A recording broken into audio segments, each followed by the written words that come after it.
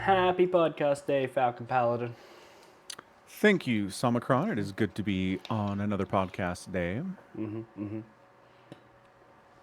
Yes, without a doubt. Yep. It's a lovely way to spend a Tuesday or a Monday evening. It is. I think that is pretty much undeniable to anybody who would ever just give it some thought and apply rationality to it, and they would agree. Yeah, exactly. Yep. Logic 101. I think they do teach that, Logic 101, every college you ever go to.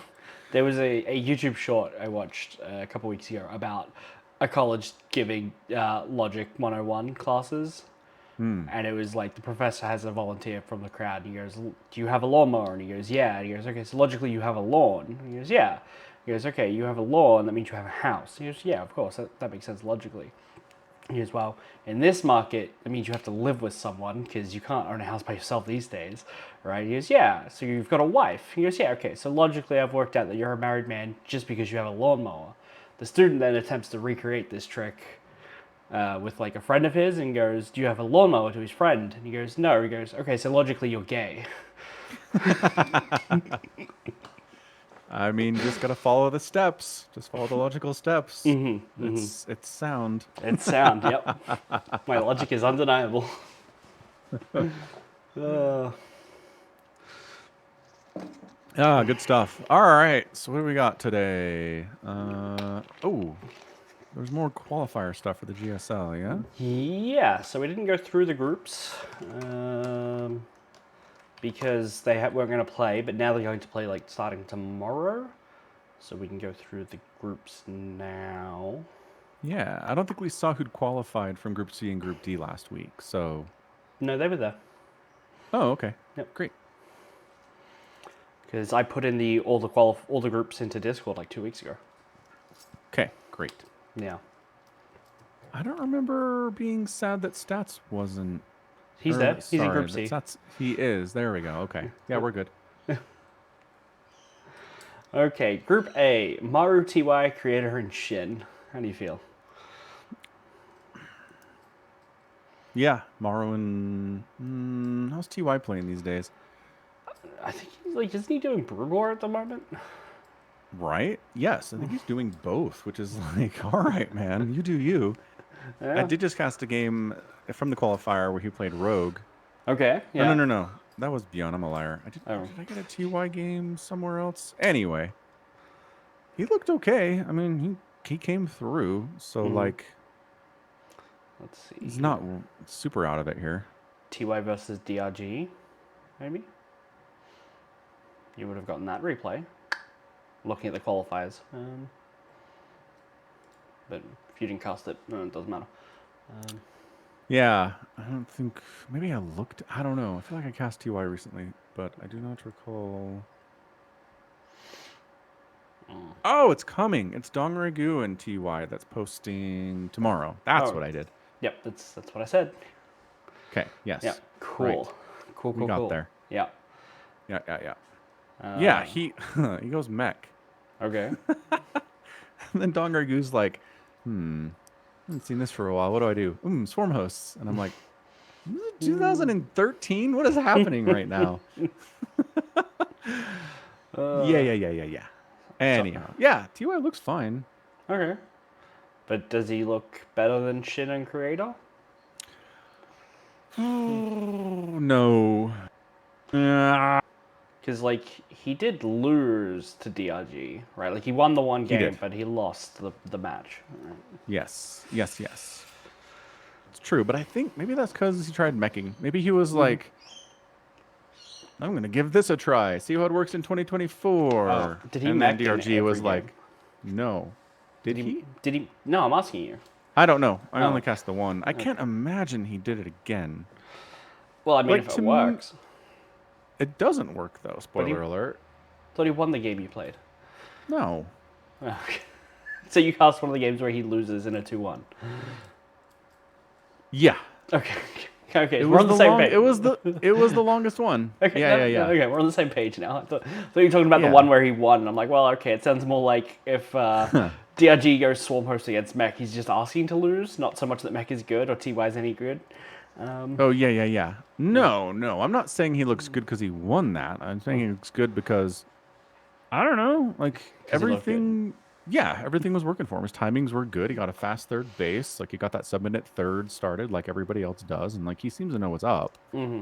But then he just like went second factor, and I was like, maybe not in 2024. Yeah, it just felt like he was maybe just experimenting a bit. And Right. if he goes mech again, facing off against Shin here, I'm gonna be like, did you learn nothing, sir? Yeah, it turns out he learned nothing. Yeah, so Maru's obvious pick. He gets through. Certainly. I really don't think I could pick it out of these people. I really I don't think I know. could. Like gun to my head. Gun to my head, I'm gonna say Shin, just because I feel like he's a character that always gets through, at least a little bit later, or at least I don't know. I don't think he's ever gonna like win a GSL, but I don't know. I feel like he gets through frequently enough. Yeah, I mean, getting through to the playoff or to group stage 2, depending on how it was set up when he was playing, right? Yeah. Yeah, I can see him making it through to group stage 2 here. What do we got? 8 total players. So is he like one of the? I guess the groups make that a little bit difficult to determine if he's just a top 8 player because other groups are more stacked. Like for example, Group C. Yeah, I don't know. I'd have to watch a game where TY just goes Marine, Marauder, Medevac, Ghost, Widowmine, and stuff, and see if he's holding up that way. So yeah, it's tough. Fair enough. But just for the sake of argument, I think I would go TY there if you want to go Shin. Sure. For the sake of argument. All right, Group B is Hero, Rainer, welcome Rainer, Sue, and Gumio. Yeah. So Radar should get through here, right? Yep. Except last time he was in a GSL, he did not do super well, so I don't know. When was that though? Like, how long has it been since Rainer was in Years. Korea? Yeah. Is it Years, pre-World Championship? Or no. Oh. No. You think it was post-World Championship? Oh gosh, now I don't know. Let's look at his results. Because like I remember him being a huge name, and I think that really started when he started beating Cyril and like getting deep into premier tournaments. Right. But I don't know if it was after his World Championship or not. No, it was before TSL. That's not in Korea, is it? I don't think so. No. Where is Story Cup? GSL versus the World. He was 9th to 16th. And that is like right after he won a WCS Summer and right before he won WSL Summer EU, DreamHack Fall, EU, DreamHack Fall proper, and then Katowice. So it was like right before he kicked off. Okay. Yeah. So he's leveled up since the last time he tried. Fair enough. Okay. So yeah, in that case, yes. Yeah. So in that case, Hero Rainer. Love Sue. He hasn't done a lot recently. What did Gumio do recently where I was impressed? According to Wikipedia, he recently took second place in GSL season 2023 season 3. Got 4-owned by Solar, but he made it to the final. That's true. He defeated Classic. That's something. And he got out of a group featuring Solar, Cure, and DRG. And he got out of a group with Classic, Hero, and Sue. Hey, look at that. He went 4-2 against Cyril at EU Summer. Dang. Yeah, that was for the grand finals. He came second. I do remember that. Yeah. So he's been doing some good stuff. Yeah. Taking 2 maps off Cyril is nothing to sneeze at either. Not even close. Yeah. When like he frequently goes into a tournament being like, yes, I dropped a game in the finals. Right. Getting 2 off of him is a miracle. Absolutely. Especially from a Terran perspective. Like, good grief, Cyril just owns Terrans. Yeah. Yeah. Okay. We're just getting discovered left and right here. It's I'm getting text messages and phone calls from about my bike, my e-bike. They're like, "Oh, here you go, have it back." Like we looked at this problem, we did the thing we already thought we did, and Right. did do, and now they're like, "Hey, we forgot to put some stuff back on your bike." Oh, thanks, guys. So Look now at I got to this. take my bike back in, but I'm not taking phone calls at the minute. I'm doing something. Right. Good call. Yeah. Yeah, I mean, so favorites here are going to be Hero and Rainer, but if Gumio makes it out, I'm not going to be surprised, I don't think. Yeah. That seems right to me. He's been really good over the last 12 months. Okay, Group C. Group C: Cure, Rogue, Stats, and Dark. Is That's this brutal. What the crap? Rogue's first one back since military? First GSL, yeah. Yeah. First anything, I think. First, like, any premier tournament. It's the first thing since 2022. Yeah. Yeah.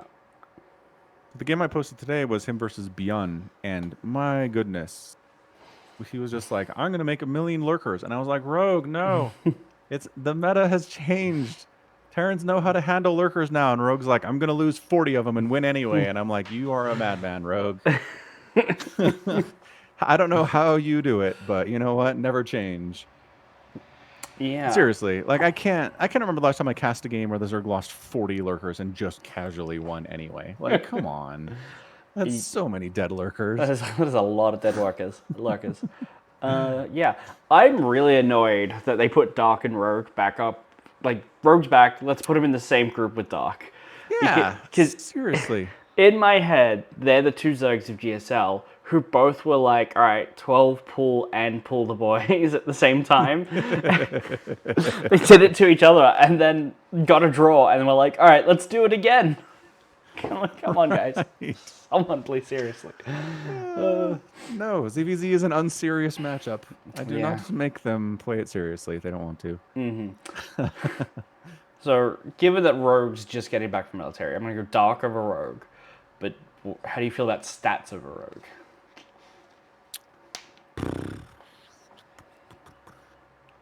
I don't know. Stats has had more time since he got back from military to acclimate to the current state of PvZ. I'd have to go Stats there, I think. I'm going to go with Rogue because Zerg's an easier race. Right, of course. And Protoss don't win anything, so it'd be foolish to pick a Protoss. Fair point. Yep. And then none of us are respecting Cure at all. I mean, if Cure was in Group A, you know, I wouldn't. Maybe. I wouldn't sniff at him, even if it was in Group D, probably. Like,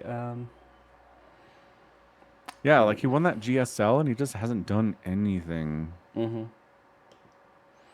mean, he's taken some like 4th places, which is not nothing to sneeze at. It's tough. It's tough. Because taking 4th place in this means you get out of your group. But I don't know about this group, man. Probably not this one, Cure. Sorry, man. Sorry, bud. Group D is Solar, DRG, Nightmare, and Beyond. It's a fun one. Solar won his GSL. Yeah, so Beyond and Solar? Yeah, probably. Yeah. Poor Nightmare. Sorry, Nightmare. Get some reps, man. You got this. Yeah, you can do it. Yeah. Just believe in yourself. Yeah. It's just practice. One of these days, you know, everybody else will be old. How old is Nightmare? Oh, He's only 25. He's a baby. Oh, yeah, he's got many years of perfect. play. Yeah. Yeah. Get some reps here. Get stronger. Get bigger. Get better. And then you'll win a GSL soon. Totally. All right. Nice. No, I don't think Nice is playing in this game. He's not. But Doesn't live in Korea? Nice. No, I think Nice is Chinese, isn't he? Yeah. Yeah, but I mean he's close enough he could live there for a little while. He could. Yeah, just walk on down. It'll be fine. Yeah. I mean, I'm sure Korea's super happy to get Chinese immigrants showing up. Very normal thing for them. I would be surprised if it was, to be honest. All right. Well, good luck to all the players. Mm-hmm. We'll be rooting for all of you, except for Cure, apparently. Except for Cure and Nightmare. Yeah, and Nightmare. Yep. All right. We got some Warhammer to get through here, too. We do. We do have some Warhammer. Descent of Angels by Mitchel Yes. Scanlon. Yeah. A book set near the Horus Heresy, and nearly about Space Marines. I don't know that it's set near the Horus Heresy at all, to be honest with you. Most of it is definitely not, in fact. That's why I said near the Horus Heresy. All right. It's a subjective term, I suppose. But yeah, Yes. this just tells the story of Lion L. Johnson, the first Primarch. It definitely does tell a story with the first Primarch. It's not really his story, though, right? Like, he's not a point of view character. He just shows up from time to time for the most part. Definitely not a point of view character. We do get the story that he, like, ended up in the woods on this planet when he got warped away from the Emperor. Yes. And survived on his own in the woods for a long time, in woods that are famously beset upon by apparently warp beasts. We'll talk about that later, I think. Yeah, probably. Until he got discovered by some of the old Terrans who live on that planet. And they're like, this guy is amazing. He's been living on his own in this forest. Everybody else who tries to do this dies. Right. Yeah. So, but like, the story's not about him. It's about the Dark Angels, right? And the Legion, kind of. It's kind of about the Legion. The Legion shows up at the end, basically, right? Yeah. Like they recruit. Right, and then they recruit our point of view character. Right. But the point is, everything that we see on Caliban from the point of view of these two kids. It's kind of two kids, it's kind of the cousins, but really it's just Hariel. Yeah, we only get his perspective. That's it. It's Right. his perspective. Yeah. But Nimiel's always kind of there. Yeah. And he's chatty. He's chatty. But like everything that they're doing and everything that they're like going through is the character of the Dark Angels Legion. Right. So we're supposed to just be like, oh, okay, so it's a kind like Walking the Spiral and Secrets and Cypher. That's all Dark Angels stuff. And like if you know Dark Angels in 40k, this is where it all comes from. It's all here. Like literally everything. Yeah, that's interesting. Which like a lot of the times Primarchs get found and they adopt their Legion homeworld, right? Their homeworld is their Legion's like Fife or whatever. And sure, you end up with that Legion basically becoming dominant within the Legion, that culture being dominant in the Legion. But it feels like there's nothing else in the Dark Angels. Like, you haven't read anything with Dark Angels, but like... Right. It feels like absolutely everything came from Caliban, which is fine, except some of it just doesn't make sense. Like, Zahariel and Nimiel and... what are the other names that we have here? Hadriel and Ramiel. These are all like vaguely Old Testament-y kind of names is how I've heard them described. They're fairly biblical-y sounding. Right? And it's like, okay, so... Totally, yeah. Okay, the Dark Angels get their biblical names from Caliban. Except the Legion turns up to Caliban, and here we have is Raphael. It's like, okay, so they already had these names. Which one is it? Yeah, I don't know, man. There are some problems here, yes. It's true. Yeah. Not to mention, everyone gets a biblical name except for the lion. He gets to be the lion, apparently. He gets to be named after an animal. Yes. Yes. So there's that. Yeah, so just, quick basic overview of this planet. So there's this planet, it's all foresty and like medieval. There are like castles and knights on horses and everything. And the forests are heavily infested with warp beasts, man. Like not regular beasts, warp beasts. Well, both. They have both.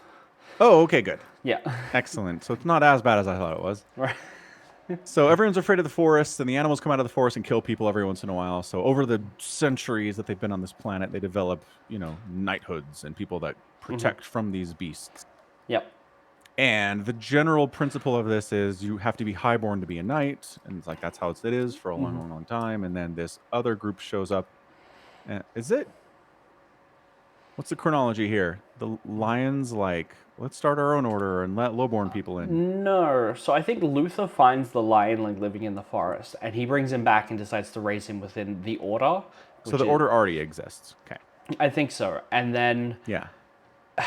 I don't know what the chronology is there of okay, so we need to let the lion in, but he's not a highborn. So we'll just say we can let anybody in. Or if that's a thing that the lion did when he pseudo took control, because he basically takes control of the order long before he's officially the Grand Master. He even says it. He's like, I don't need the title for you guys to do my bidding. You're already doing it. If I say something, it goes. So I don't know what the timeline there on that is, but... Right. Anyway, point is, the order allows lowborns in, and so they're recruiting people from all over, younger kids from wherever. And this pisses off a lot of the other monastic knightly orders because they're like, but our traditions. Right. Yes, the tradition is a very big sticking point on Caliban, apparently. It is. It is. Anywho, so the order's doing its thing. They've got their secrets, like the spiral that Samacron mentioned earlier, and ciphers and all that stuff. And so the lion wants to eradicate the beasts on the planet. He wants to have a systemic, everybody working together, clearing the forests, one section at a time, get rid of the beasts. This sucks. This is not how we should live. Specifically the great beasts, which are the warp monsters. Yeah. Yeah. Right. The ones that are the real problem here. Yes. Yeah. So they start doing it with the help of a bunch of other of these knightly legions, and they're making good progress and everything. And yeah, it's just this book slowly gets you acclimated to the idea that this is exactly the same thing that is a very common theme in Warhammer. Of if you get rid of the work that the knights do, what do the knights do? Right. It's trying to parallel the same questions the Astartes are asking themselves at the end of the at the end of the Great Crusade. It is the Imperium in miniature enacted on a smaller scale. Yeah. Right. It's perfectly lining up, right? Right. Yeah. Which, whatever. It's fiction. You can do whatever you want. It is a little George Lucas. It rhymes like poetry. Yeah, totally is. Just a little. Yeah. So that's like the general happenings of Caliban. And then specifically, point of view is Zahariel, who is a child, and we're starting off with some good old-fashioned child abuse. He's like 9. Yeah, he's 9, and they're like, go stand out in front of the walls of of our fortress. In the middle of winter. We only do this in the middle of winter. Yeah. Okay. Yeah. They line up all the 9-year-olds who want to be aspirants to the order, and be like, okay, so you have to stand out here the whole day, the whole night. And then once you're done, if you can do that, we'll let you in. And while they're sitting there freezing, and they've taken their shoes from them, I think, as well. They're out there barefoot. They're talking about, snow coming up to their knees. I'm like, okay, so these kids lose their limbs. Yeah. All of them have to get new legs after this is over. That's cool. Yep. Yeah. And, the knights who are already inducted are out there being like, oh, you there, boy. The Grand Master's noticed your determination. You don't need to do this trial. Come, let's just go inside now. And if the kid steps off the line, they all laugh at him because they tricked him and he has to go home. And probably freeze to death. Brutal stuff, man. Yeah. Other ones, they're telling, you're not good enough. Why are you even out here? Just go home. You don't have to go through this misery. You're not going to make it anyway. You suck. Yeah. It's these are 9-year-old boys. Leave them alone. They don't deserve this. No. Yeah. So once we're done with child abuse, they get brought inside, and there's only a handful of them, and they're taught, oh, you did it because you have strength of mind. What is it, like 12? It's like 12 of like 100. Yeah, it's It's a low percentage. Yeah, and Zahariel very specifically credits his ability to stay there with the fact that his best buddy is there with him, his best friend. yeah, his cousin Nemiel, and like they have like a Yeah, little back and forth of like who can do the best, and right. And you can't talk while you're doing it, but just the fact that he knows that like if he fails, he'll never hear the end of it from his cousin. right, So like he's got to do it. It's this little extra motivation, right? and his Yeah. cousin also. It's like implied that his cousin has the same thing back with him. It's like, oh, Zahariel didn't leave, so I couldn't leave either. Yeah. It's this rivalry that they've had before the book, introduces us to them and goes on long after. Right. Um, yeah, and then like we get a lot of like all of the characterization for Zariel happens here, where he's like doing a thing, and there's like an older dude who's going to explain stuff to him, and that's the pace of the book for like the next 6 hours for the audiobook. Right? It's like, okay, here's my instructor. He's going to tell me some stuff about this upcoming interrogation. And then they're going to do the interrogation, and it's just more old people talking to him and explaining stuff. And then he passes the interrogation, and now there's this other knight that's riding in from who knows where, and he's going to take him on a hunt. And it's him explaining to him and talking to him and expositioning for another 3 hours. It's like Yeah. it's a really weird combination of really interesting culture, like in-depth culture about this planet, presented in the most boring way, in my opinion. It's tough. Yeah, there is a lot of expositional dialogue going on. And a lot of the times Zahariel's like, why are you telling me? So it just adds to this level of like, does this really have to happen? Right. So, this other knight, oh, what was his name? Was it Ramiel? Was Ramiel the one who's like, oh, there's a beast in my hometown? I don't think so. I think that's him. No, because he doesn't join the Astartes because he dies. Oh, right. Attias? Attias is the young kid. He's the one that's like 2 years younger than Oh, Zahariel. right. Yeah. It might not be listed here. He died. No one cares about him. Yeah. So he's this other knight that Zahariel looks up to. He goes like, "Oh, there's a beast in my hometown. I declare a quest," and he goes out and gets his intestines ripped out, and basically only just makes it back to the Rock. Right. Sorry, not the Rock. Alderrook. Very different. So again, I'm gonna assume you don't know what the reference is there. Nope.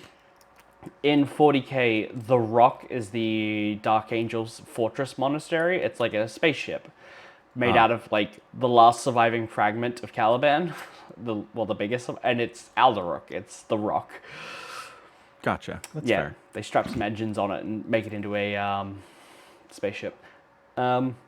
So basically, he gets back and pushes his pistol into Zahariel's hand and is like, "You do the quest, my boy. You're destined for greatness." So he, at the age of like 14 at this point, is like, "All right, I'm gonna go slay this lion. It's killed like 300 people and this really, really experienced and powerful knight. I'm sure I'll be fine." Right. He leaves, and everybody immediately writes him off. They're like, Yeah. well, Zahariel's dead. That's too bad. They seek permission to like throw him a farewell party, and really it's like a wake for him, and They like inscribe his name on the, like the rocks in the tombs In the where catacombs, they inter yeah. their dead knights. Yeah. It's so good. And yeah. Everybody's like, Zahariel, you idiot. And the reader's like, Zahariel, you idiot. yeah. Yeah. But he's like, "No, I had to. The hunt doesn't choose you. What would it mean for our knightly order if we started picking the hunts because we're most likely to succeed?" He makes like this. He has all these points about like how you have to be honorable as a knight and defend people. And Nimiel's over there, but being like, "Yeah, but if you succeed, you get glory." That is Nimiel's point in every argument they have. Right. He comes from a more cynical perspective. Yeah. Yeah. So he wanders off into like the forest to try and he gets to the town where it's like attacking. He manages to get like some guy to lead him to like where some people disappeared recently. He's looking for this beast and he finds the Watchers in the dark? Yeah, he's wandering around in the forest looking for a ginormous warp beast that's already killed a knight because he's the smartest guy in this whole story. And yeah, this like he's feeling like something's wrong, and he's describing it like void wrong, right? It's very similar, like oily, slimy, something's off, visually shimmery, like all the words that they always use to describe warp stuff for someone who doesn't know what the warp is. Right. Right. And yeah, this dude like steps out of the forest. It's like, okay, don't really expect to meet people out here where there's this lion running around. Right. So I don't remember how the book describes them, but do you remember what they look like? I feel like they're short. Like he specifically says they're short. Yeah. And they're like hooded and cloaked. Yes. So it's kind of hard to be like... They're Jawas. They look like Jawas. They're Jawas. All right. Maybe less... Anyway. But they speak English. They speak Gothic, Right. but you can't ever tell which one's speaking. There's like 3 of them. And the voices all seem to come from all around him. Right, And they tell him he's got some like warp or some taint in him. He's like, oh, he's got some taint. We should just kill him now. Yeah, it's less telling him as much as like conversing with themselves whether they should kill this kid or not. And like they like, we should kill him because the taint's in him. And you know, he's like, oh no, I don't kill me because I've got taint in me. I'm on a quest to kill a beast. And they're like, oh, you help people. And he's like, yes.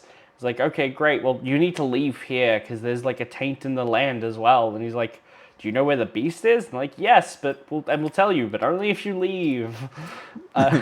It's like, really want you to leave. Yeah. So they basically tell him, he like agrees to, he swears an oath to them to be like, I will help you fight off evil in whatever form it takes for your journeys or whatever. Yeah. Well, and they talk about, they like, in just passing, they mention the fact that humanity exists across the galaxy. And refers to humanity as like this troubling, like always stirring up trouble garbage race, right? Yes. And so Hariel's like, wait, what? Like, there's been these tales that we came from Terra and that we've got other people out there, but that was so long ago that nobody really believes in it. So like to have that confirmed that there are people off-world for him is just like this mind-blowing revelation. Right. Yeah. Yeah, so what happens next? And it's just funny too because like they clearly refer to humanity as like this stupid kind of scourge of a race across the galaxy. But he just blows past that. He's just like, there's other people out there. Hooray! We're not alone. Terror's real. Yeah. But that's a Hariel, man. Yeah. Like he's not going to dwell on the negatives. No. He goes and finds the warp beast. They like point him in the right direction. He was like, it's actually like right behind you, because it's literally like the next page. Yeah. He manages just to kill it, like it nearly kills him, but it turns out he's a psycho and he can do some warp fuckery of his own. Accidentally. But he then like spends some time like tending to his wound, cutting up the head, and going back to the town to be like, don't worry, I killed it, guys. You can go out and forage for food and stuff again. And then he makes his way back to Alderaan. He says like it took him like 4 weeks or something to do all that. Right. And by the time he gets back to Alderaan, everyone's like, holy shit, we thought you were dead. That's crazy. Welcome back, I guess. We'll have to like interrogate you and make sure that you know you're not lying. We'll have to verify your claims. He brought the lion's head back with him. Yeah. Well, That's pretty good. It's pretty good. I don't think I'd have any further questions, honestly. Yeah, no. I think that'd pretty much be it for me as well. Yeah. But in the time that he's been gone, not only did Nimiel declare a quest against some beast, he killed it and has come back already. All of that off page. Yeah, that was fantastic. Okay, so I got to go back a little bit here, though. Okay. So initially, I kind of felt like these Watchers in the Forest were Eldar. That's what you asked me. No, right? Not Eldar. Okay, like part of the conclave of Xenos who were like...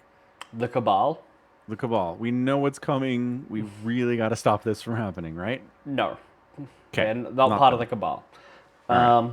So these little guys are something that's all over Dark Angels in 40k. For instance, I will... Oh, one of my macros is going. I gotta disable that. It's for grinding in Final Fantasy games. I just have it go left, right, left, right. Hey. Okay. Yeah, and every now and then. So here's I'm gonna send you a picture of Okay. the lion. That is Lionel Johnson when he comes back in 40k. He's like an old man, but Yes. he's got 2 watches with him, and they like carry the sheath for his sword. Oh. Yeah, look at that. Look at those little Jawas. Yeah, so they're Jawas. There's a skeleton at his feet. What is that all about? Yeah, he's probably like walking over a shrine of some sort. Sure. It's pretty cool, I guess. Skeletons are everywhere in 40k. Yeah. That could just be the pavement there. But like, they are maybe interdimensional beings who are like come to try and stop the warp, and for whatever reason ended up associated with Caliban and like only appear there and are really In the forest? in the forest, and that are like really keen on the Dark Angels. That's kind of what I know about them. Before they're Dark Angels. Yeah. Yep. Like Okay. he like they're keen on the Zahariel a little bit. Like they show up for him. Yeah. But like he does briefly mention that there were like legends of watches in the dark in the forest, right? It's like a throwaway line that he's having to someone when someone's telling him something he doesn't know, right? When he's being explained to, or Right. at. And then like the Dark Angels show up, and like apparently the Watchers are still super keen on all the people here, so they hang out with the Dark Angels. Okay. Fair enough. I don't really know a whole lot more about them than that. But they're not Eldar, and they're not part of the Cabal as far as I'm aware. Okay. Yeah. So Caliban just has little like void portals all over the place. Like how are the beasts getting here? An excellent question. Are we going to read the next book in the Dark Angels series? Like in there, on the flow chart. Sure, why not? Are we are? Okay, then that'll probably cover it. Okay, good. Yeah. Great. I'm glad. Because it really feels like they left Caliban. Oh, no, they didn't, because a bunch of them went back at the end. Yes. So. Yeah, fair enough. Fair enough. Yeah. Yeah. Yes, we'll get to that eventually. Yeah. And I don't want to spoil it for you here. So what happens next right. in the story? Like, he goes back, he's made a full night, he gets to hang out with, like, Luther and the Lion a little bit at, like, a party. Yeah. We find out some really wild stuff about the Lion, which is, like, he can mimic the sound any animal on Caliban makes, and he's a great singer. Right. We will never... He really... It'll never He come never up sings. again. It'll never come up again. He really wanted to kill that lion, and Zahariel got it first. Yeah. And the lion's like, How did you do that? And he's like, I Yeah. got lucky, I guess. Yeah. I'm not telling anyone about my magic power. Right. They'll burn me at a stake for that. Certainly, yes. And after that, we get the egging scene with the knight from Lupus, who's like, no, you can't come to the wild north. You can't come to Winterfell. No, I'm not having it. Right? And they're like, we're going to kill all the beasts, all the great beasts. We don't care about where your borders are. Look at all of the sweet-ass aspirants we've got. Look how jacked and ripped they are. Yeah. And if we leave the beasts alive in one part of our land, they'll come back. They'll repopulate. Yeah.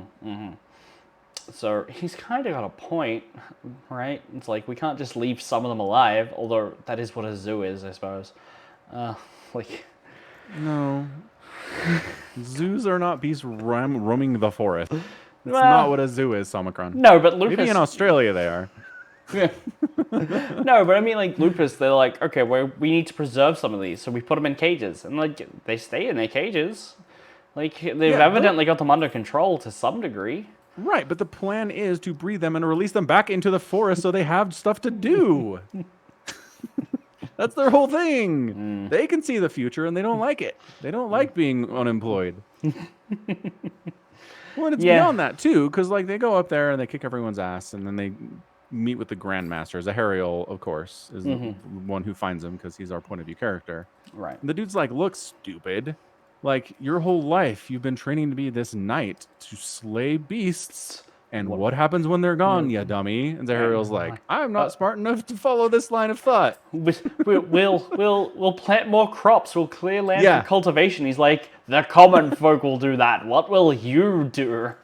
Which is an excellent point. That just like nobody's really thinking about like what is even like the lion want Yeah. to do with the orders once he's done, right? Right. Right. And it's a concept today too. In our world is, I mean, especially, I don't know, with a country like America, who's constantly had troops overseas for a long time, training them up, doing war, and then being like, all right, it's over. We're pulling out. We're bringing everybody home. And it's like, you now sell cars. Like, you're an accountant somewhere. Like, figure it out, man. And I think it's really hard for a lot of soldiers to do that. It's a similar sort of vein. I remember seeing posts on r/not the Onion where it's like Taliban already over their 9 to 5 work day, like office hours and stuff. Yeah, they're like, they stuck me in front of the computer and told me to wear a white shirt and tie, and I'm like poking at spreadsheets all day. This sucks. I want to run around the mountains and kill infidels. This is garbage. Yeah, bingo. So yeah, it's just a very real world problem that they like digging into in the Warhammer universe sometimes. Yeah. So yeah, then coincidentally they clear the entire Caliban of beasts, and it's wonderful and great. And then, ding, the Emperor shows up, and it's like, oh, wow, look at that timing. Yeah. There is some like, I don't know, flashback. I don't think. Lion, like when Zahariel gets back from his hunt, like the lion's talking to him, and he's like, yes, let's go up to the rooftop and look at the stars. And it's like, what if the stars came to us? And it's like, okay, is the lion like a lot of the Primarchs having visions of the future where he sees the Emperor coming? Yeah, Probably. absolutely, just like Magnus. Yeah. Yeah, I think so. And so they're like, okay, we're going out to hunt the last beast today. Everyone come with. Everyone who's super important to the story, and then some. Get it? Come along. And I really enjoy Zahariel's like description from his point of view of the Thunderhawk or the Stormbird or whatever it is, like the dropship. And he's like, there's a great beast flying over us. We need to be prepared to kill this thing. And like Luther's like, put your gun away, you dickhead. It's a transport. Like, but it was. I really enjoyed that bit, though. That is good. He doesn't have any other perspective, man. No, that's exactly it. Poor guy. Which I really like that they settle on him having a defined perspective within his culture, but at the same time, Nemiel's talking to him, and he's like, I don't remember what he was talking to about it, but he's like, oh, can you believe that? Like, talking about, I think, Space Marines or something. He's like, oh, I've never seen anything like it. What about you, Zahariel? And it's like, no, of course he hasn't. He's been on the same planet with you. He spent every day for the last 9 years next to you. How would he have a different opinion, you fucking moron? Yeah. That's fantastic. It's oh god.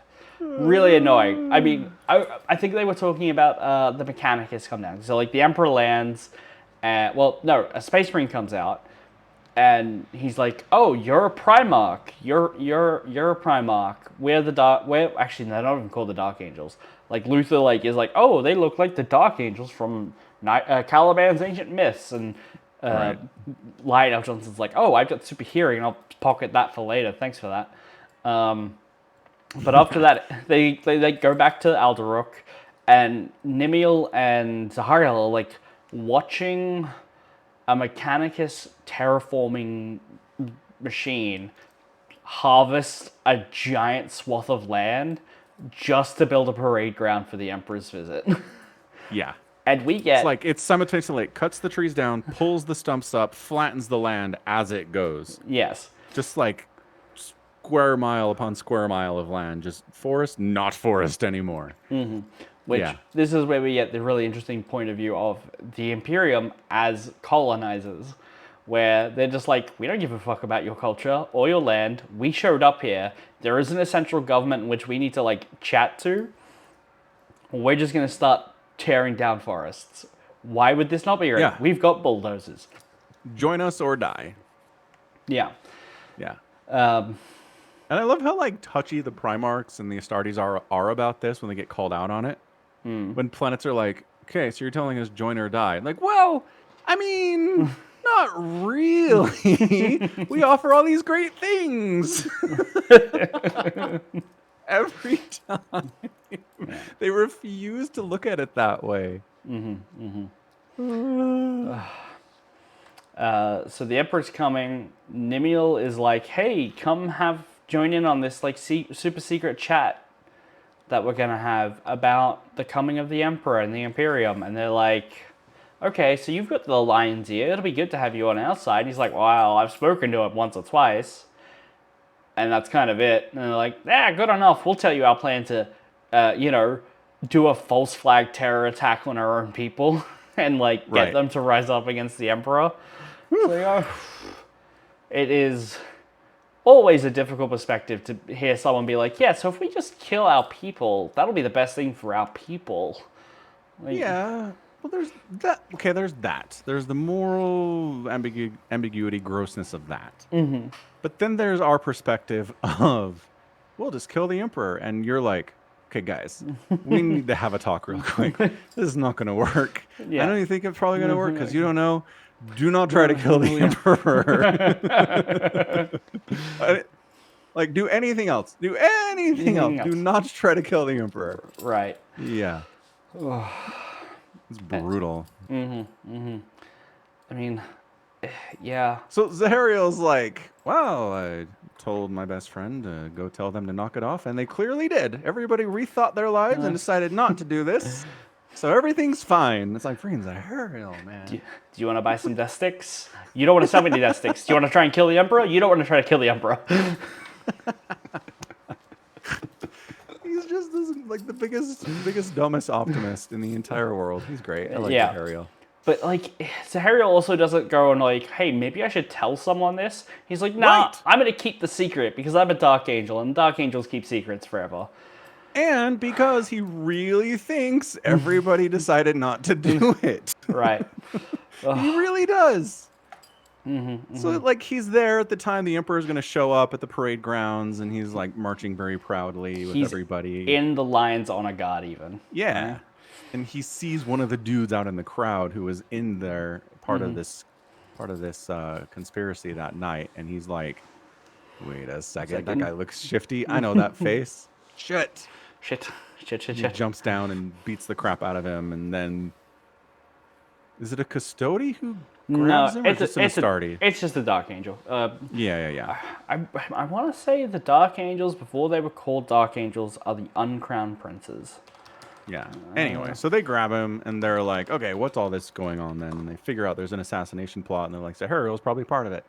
Because he was in the general vicinity of the guy who was doing the thing. Anyway, so they scoop everybody up, and I'm sure they just murder a whole bunch of people they think are involved. But Zahariel has some, he's a psyker. And one of the Astartes, who's also a psyker, has taken special interest in him already. And so he kind of cooks the books a little bit, and it's like, this guy's fine. Like, because if the Imperium knows that Zahariel was aware of the plot and didn't tell anybody about it, they're super pissed. They're going to kill him.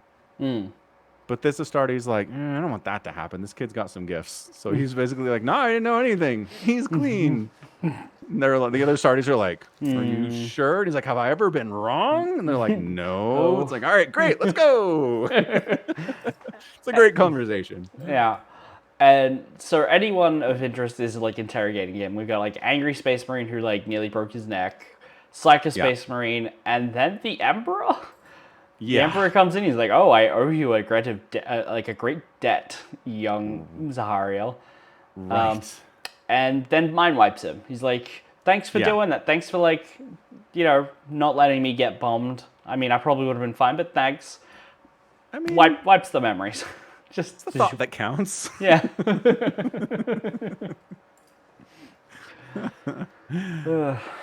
Oh man. Yeah. So then next time we meet him, he's in Astartes. He's been gene seeded, and he's huge and scary now. Same with Nemiel. Same with Attias and the other one, who's not important. Right. The other one who has really no relevance at all to the story. Yeah. They are about like a part of like the 4th expedition fleet or something, which seems really weird to me. It's like, hey, we found a Primarch. Here's your entire legion. Go and join the fleet as like a secondary deployment force. It's like, that seems really weird to me. When all the other legions that we get them, it's like, okay, great, I got my legion. I'm gonna do whatever the fuck I want with them. And then the Lion's like, oh, I guess I'll be like a backup guy. Aren't they Grand Crusading? Yeah. Yeah. But they are, so but if I do whatever I want, you mean Grand Crusade. Which is what they want. Right? Yeah, okay, fine. Right, but like the line specifically is like, okay, I guess I'll take 7 ships and go and reinforce some white scars at this planet. Right? It's all the other ones are like, okay, so I'm ahead of my fleet. Here's Horus. I'm at the head of my fleet. We have hundreds of ships. We have tens of thousands of space marines. Right. We're going to go and capture new planets. And the Lion's like, well, I guess I'll take 7 and maybe go and reinforce a planet that's already supposedly compliant. Right. It doesn't check out for me. I'm like, why is he doing that? Okay. That's, yeah, all right, fair enough. It's like the story has to happen. I get it, but like, it does. Well, okay, my thing about the story is, so there's this planet that was discovered a year ago, and they've been trying to get the government to, like, become compliant, and it's not working because everything they asked them to do, like, it's lost in the bureaucracy and everything sucks. Right. And they figure out that, like, a full 30% of the people on the planet are involved in the government somehow, and it's like, holy shit, how are you doing this? Which I really love because, for 2 reasons. One, the Imperium becomes an overbloated mess of bureaucracy, so it's like, okay. Yeah, we get it. yeah, it's like, yeah, that's funny. But also because the White Scars are like handing off this planet, being like, this is such a dull duty. It needs to be done, but we don't want to sit around here and like do it. And nobody in the Astartes at any point thinks it would take more than a month to like have an entire planet just accept Imperial rule. Like, Right. think about like any time a country has invaded another country and like declared territory, and how many like years that takes to be like, okay, so am I now this citizen? Am I still them? Like, or like integrating cultures, and nobody's like, well, they all just expect it to happen so quickly, and obviously it wouldn't. Obviously, that's a process that's going to take more than years, even if the planet's entire, like 30% of its population is bureaucratic nonsense, right? Like, it's really, really funny, I guess. It's a naive perspective. Yeah. That they'd all just fall in line, and like they don't understand why they have to sit around. Yeah. Right. So my thing is, they relieve. God, what's the other legion that was there? The White Scars. The White Scars. So they relieve the White Scars. They're like, all right, you go off, you conquer new worlds, we'll babysit these guys and try to get them to be compliant. And it's immediately, like, in the handover meeting where Lionel Johnson's like, all right, it's nice to meet you. Hope things are going great.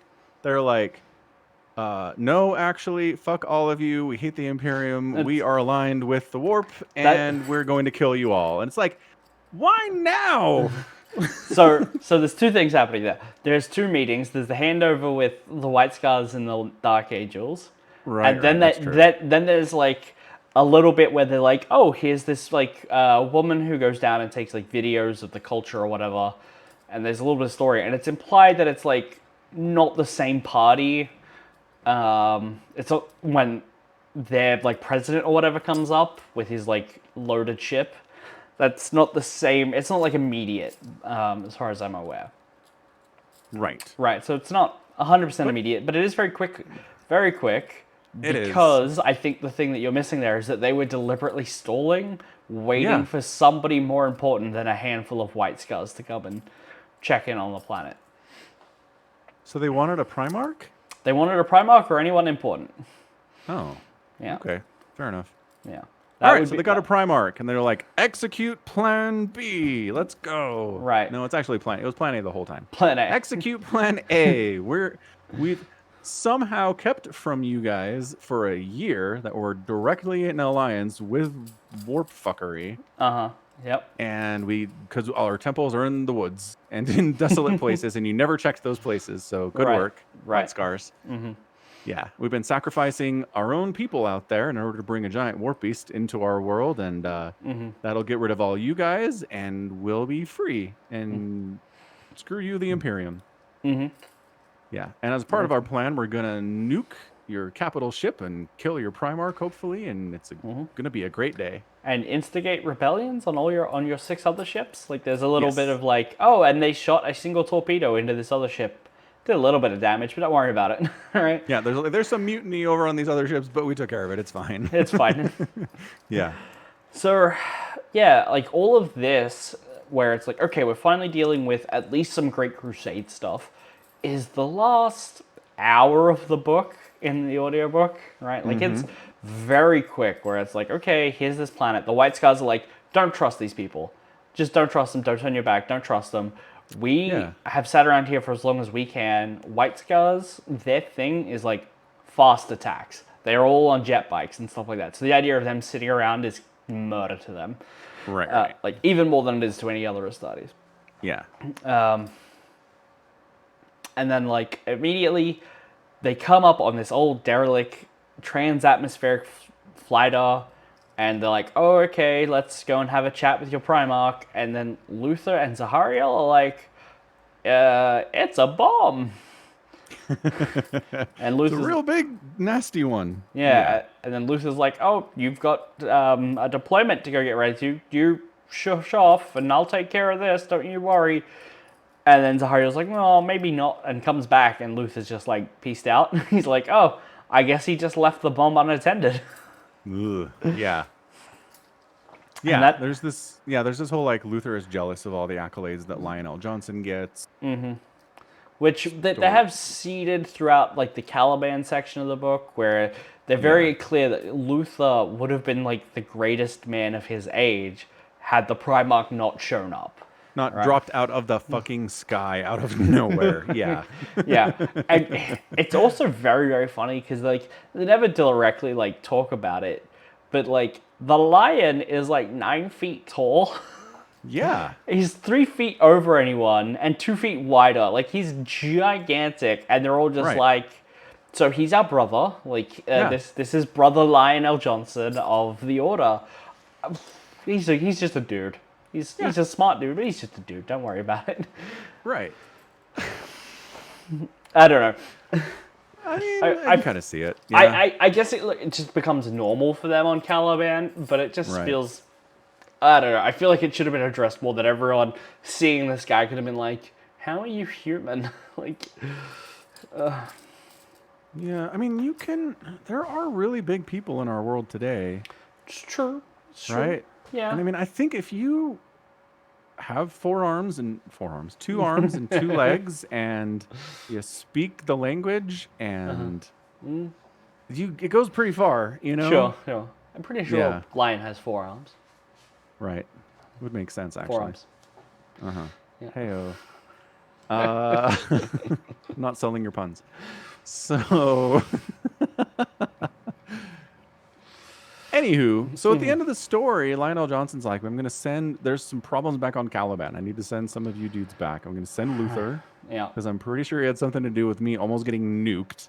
Right. And I'm going to send Zahariel, because I'm not sure what he had to do with this whole thing, possibly. So you're skipping a bit where they're like, oh, in this like old abandoned mine, there's warp animations or something, like some power gathering where they're going to summon a demon or something. We have to deploy an EMP down there, a psychic EMP. And they're like, okay, let's go down there.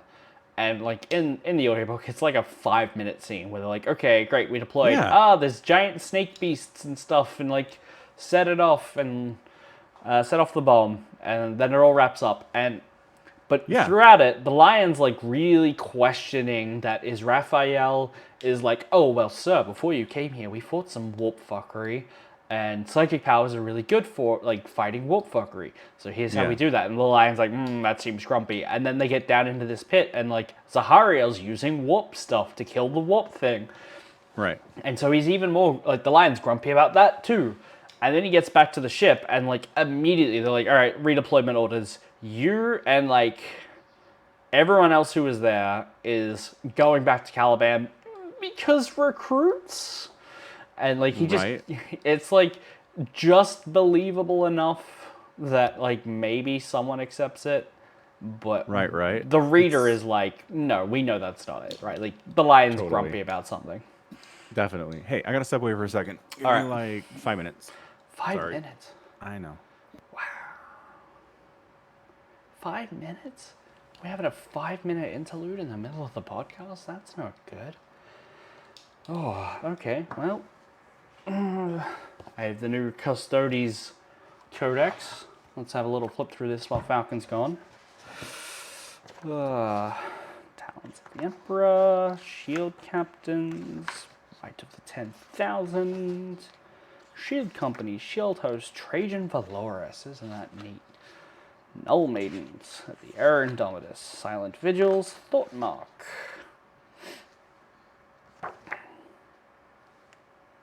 Yeah. Wow.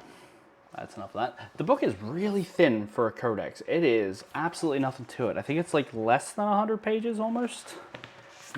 Some of these pages aren't numbered because they're just like art pieces. Crusade rules. Their pages don't have numbers. That's wild.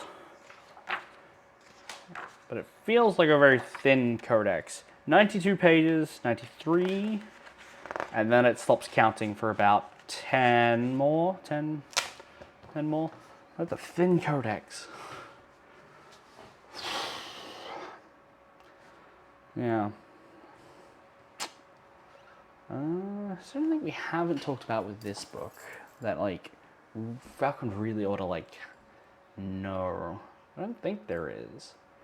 Because all the stuff, like walking the circle, and it's all vaguely, like, Dark Angels in 40k. Secrets, Cypher. Oh, he's back. Back already. Yeah. I just had someone come and take a look at the lawnmower, so. Ah, okay. He's looking at it. So, yeah. Yep. All right. So, pick up where you left off. Go ahead. Where we left off. Yeah, so a bunch of Astartes and Luther are being sent back to Caliban, and we, like, Yeah.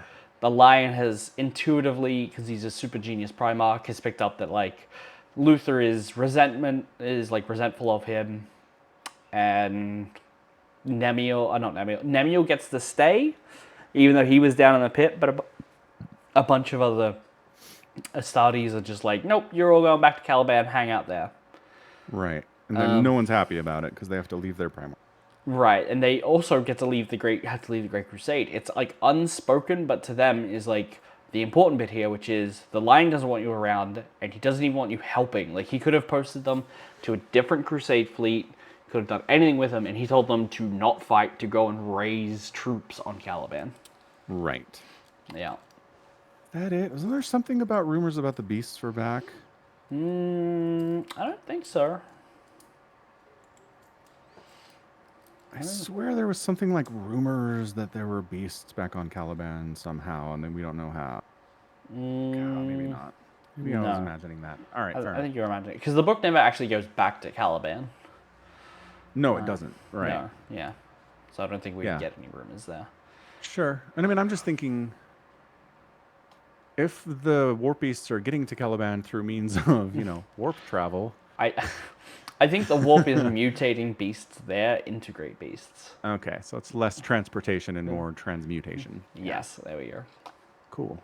Cool. All right. So yeah, I mean as far as this book goes, it was like the least Astartes Horus Heresy book I think that I've read so far. Yeah, like even just like the very last twist at the end where it's like, all right, now go back to Caliban, you lot, is the only kind of vaguely Horus Heresy thread in it entirely, because it's like the Dark Angels in the Horus Heresy have, and through into 40k, like a big part of their story is that, like, a part of their legion turned traitors, and they're like desperately trying to cover up that secret, right? Which is why Lionel Johnson, who's named after Lionel Johnson, who was a gay Catholic poet in the 18th century, 19th century, Sure. early 20th. I don't remember.